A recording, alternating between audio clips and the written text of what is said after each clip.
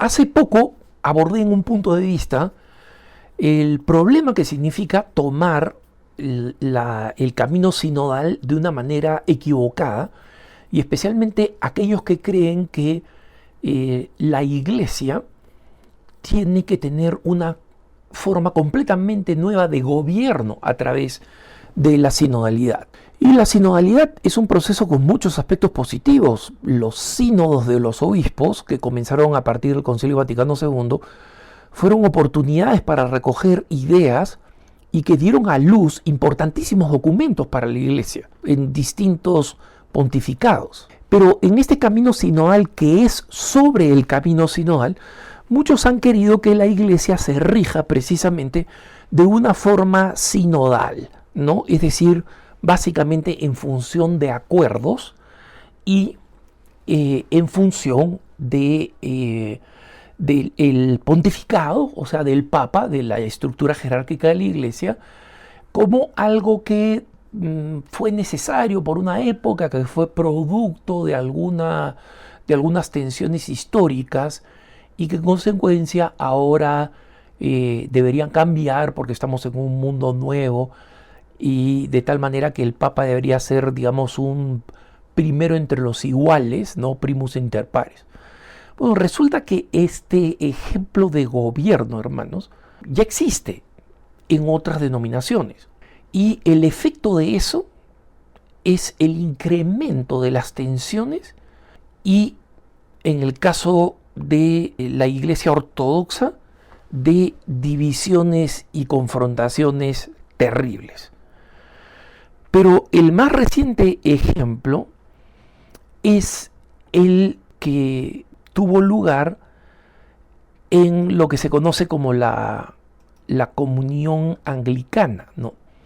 Como saben ustedes, la Iglesia en Inglaterra, la Iglesia Católica en Inglaterra, abandonó a la Iglesia Católica cuando produjo una serie de justificaciones teológicas y de razonamientos teológicos para la lujuria de Enrique VIII, a quien se le negó el divorcio de su primera esposa porque quería casarse con otra mujer que la atraía sexualmente, ¿no?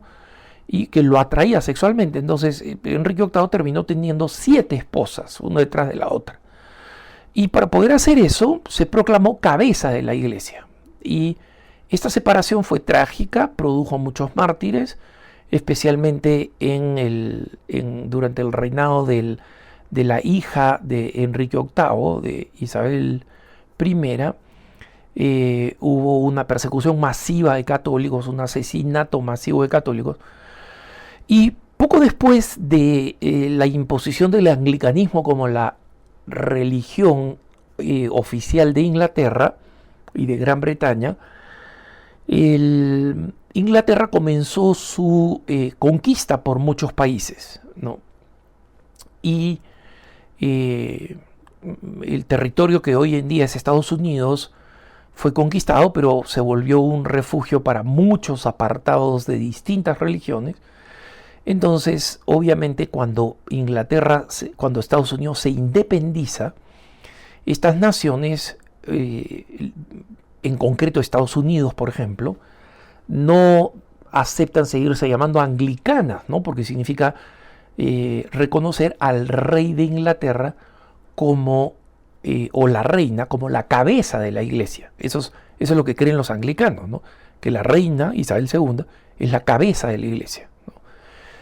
Los norteamericanos, cuando declaran su independencia, dicen la reina o el rey ni a patadas va a ser la cabeza de nuestra iglesia, y forman la iglesia episcopaliana. Pero como comparten ritos, creencias, separación de la iglesia católica, etc., forman parte de lo que se llama la comunión anglicana.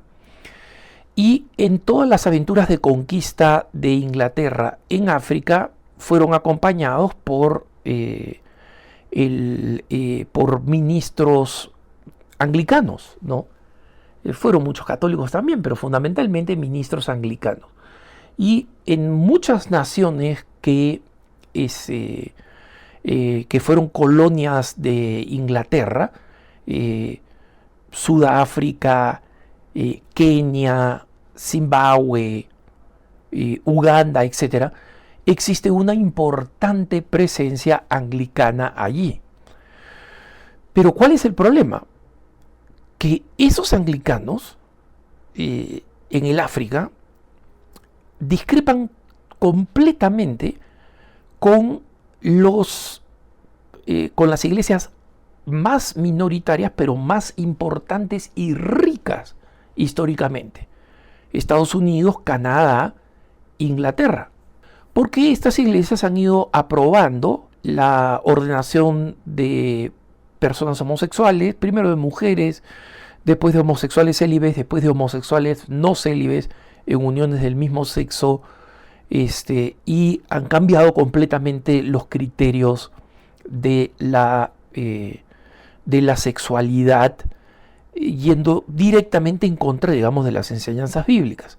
Entonces, ¿cómo se gobierna la iglesia de la comunión anglicana, incluyendo los episcopalianos en Estados Unidos, y las iglesias más numerosas, que son las episcopalianas, las anglicanas en África, ¿no? Muchísimo más numerosas, pero más pobres, ¿no? Y muchas veces económicamente dependientes de aquellas más ricas que pueden levantar más fondos y enviar ayuda a estas comunidades en África. Hay algunos episcopalianos o anglicanos en países de América Latina, incluyendo el Brasil, pero el número importante es en África.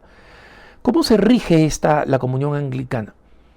Aproximadamente cada 10 años, y esto es, digamos, desde el siglo XIX, hay una cumbre de los primados, ¿no? O sea, los jefes de las iglesias de cada uno de estos países, ¿no? Y este primado es un primado también honorífico, ¿no? Y el primado de la iglesia anglicana, en este momento el arzobispo Welby, son primados honoríficos, ¿no? Digamos, sinodales, por así decirlo, ¿no? Ellos solamente tienen la primacía litúrgica tradicional, ¿no? Presiden en los eventos, dan la palabra, pero no tienen una autoridad como la que tiene el pontífice en la Iglesia Católica para definir un tema y para decir, no vamos a crear una iglesia católico brasileña con sacerdotes casados. No va a suceder. No se va a crear un nuevo rito. A pesar de que todas las fuerzas lo pedían durante el Sínodo de la Amazonía. Entonces, acá cada una, en cambio, decide qué cosa hacer. La norteamericana decide lo que quiere hacer y la canadiense y la inglesa, que son las más liberales, deciden lo que quiere hacer. Y las africanas, que tienen un tremendo apego, digamos, a la escritura y en consecuencia se oponen a aceptar las relaciones sexuales fuera del matrimonio, heterosexuales u homosexuales, se oponen a la ordenación de mujeres para lo que ellos consideran que es su sucesión apostólica, que no la es, ¿no? La rompieron cuando se separaron de la Iglesia Católica. Y está el tema también de la homosexualidad como algo que pueda ser moralmente aceptado y que además pueda ser compatible con el servicio de autoridad dentro de la Iglesia, ¿no? Entonces, en estas reuniones que tienen cada 10 años, que se llama la cumbre de Lambeth, Lambeth es el nombre del palacio en Londres, que es la sede del arzobispo de Canterbury, que es la cabeza, digamos, de la cabeza eclesial de la iglesia en Inglaterra, porque la verdad, la cabeza, supuestamente es la reina. Entonces, ya los reyes deciden muy poco, se meten lo menos posible en el gobierno de la iglesia, pero siguen siendo reconocidos como la cabeza. Entonces, la próxima cumbre de Lambeth es entre julio y agosto de este año, ¿no? Y en esa cumbre, por ahora, los arzobispos de Nigeria, de Ruanda y de Uganda, los arzobispos episcopalianos, ¿eh? O anglicanos, han dicho que ni ellos ni sus delegados van a participar en la cumbre de Lambeth porque ya la sola agenda está repleta de temas que ellos no consideran que son de prioridad bíblica. Entonces, discutir temas sexuales que una vez más están en la agenda en Lambeth, porque los anglicanos o episcopalianos occidentales del mundo rico quieren pues seguirle dando al tema de que la homosexualidad está bien, que ahora hay que aceptar, digamos, ministros y pastores y obispos y cabezas de la iglesia que sean transgénero, que sean lo que sea, ¿no? Asumir completamente la ideología de género. Está a discutir el cambio climático, ¿no? Está discutir la reducción de la pobreza, y estos arzobispos, a los que se van a sumar algunos más, muy probablemente, dicen, oye, esta no es una agenda de un cuerpo eclesiástico, es una agenda de una ONG. Y el arzobispo Welby, el que tiene, digamos, el gobierno, el inglés que tiene este puesto honorífico de jefe, digamos, ha respondido con una carta, tratando de no ser duro, pero diciendo, miren, el tema del cambio climático o de los problemas sexuales o de la reducción de la pobreza no pueden ser rechazados como temas que no pertenecen al Evangelio. ¿Acaso los pobres no pertenecen al Evangelio? ¿El cuidado de la casa común es algo contrario al Evangelio? No. Las circunstancias y los sufrimientos de una minoría, en este caso una minoría sexual, ¿no son acaso temas que son compatibles con el Evangelio? Y en consecuencia le dicen, si ustedes siguen el camino del boicot, o sea, no van a asistir a la cumbre en Lambeth en julio y agosto, sus voces no van a estar representadas y queremos escucharlos. Pero lo que estos arzobispos de Nigeria, Ruanda y Uganda han contestado es, no, porque la trampa ya está puesta. Nosotros no decimos que esos temas no sean evangélicos, pero la agenda es una agenda dominada por estos temas. La fidelidad a la Sagrada Escritura, la fidelidad al Evangelio, las maneras de anunciar el Evangelio en un mundo que está siendo cada vez más complicado, que se está paganizando y secularizando más, en un mundo, en África, por ejemplo, donde los cambios sociales introducidos por los dispositivos móviles y por las redes sociales, etcétera, están transformando la juventud y apartándola de la práctica religiosa.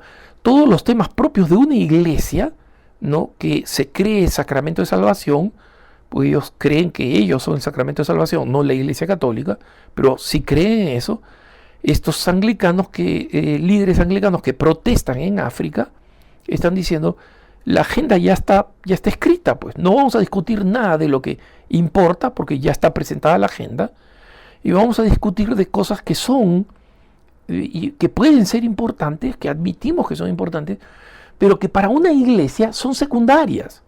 Para una iglesia, todas esas cosas, la defensa de los pobres, el cambio climático, el buen trato de las minorías, todo tiene que ser a partir de nuestra relación con Jesucristo, porque somos una iglesia, no somos una ONG.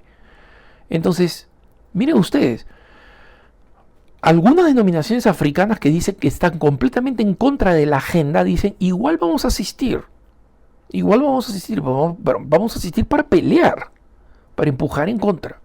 Y estos tres arzobispos de tres denominaciones que tienen una población anglicana muy importante. Acá es como si tres grandes países católicos decidieran, ¿sabes qué? Vamos a boicotear el sínodo de los obispos. Ese es el equivalente.